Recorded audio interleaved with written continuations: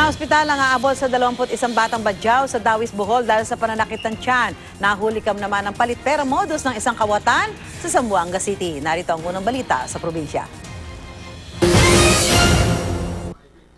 Sa kuha ng CCTV, makikita ang pagpasok ng lalaking ito sa isang tindahan ng karne sa Barangay Divisoria, Zamboanga City. Inabutan niya ng 1,000 piso ang kahera ng tindahan. Habang inaasikaso ng tindera ang binili niya, ay nakipag-usap sa cellphone ang lalaki. Nang matapos sa pakikipag-usap ang lalaki, tinanggihan na niya ang inaabot na karne ng kahera. Ibinalik na lang ng kahera ang bayad niyang 1,000 piso. Pero pagtalikod ng lalaki, mabilis niyang pinalitan ng 100 piso ang pera at nagreklamo na mali ang ibinalik sa kanya ng kahera.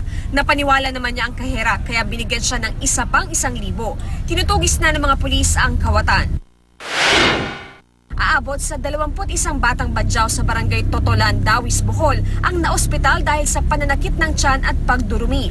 Karamihan sa mga naospital edad 1 hanggang 9 na taong gulang. Ayon sa isang barangay health worker, posibleng dahil ito sa kakulangan ng maiinom ng malinis na tubig sa lugar.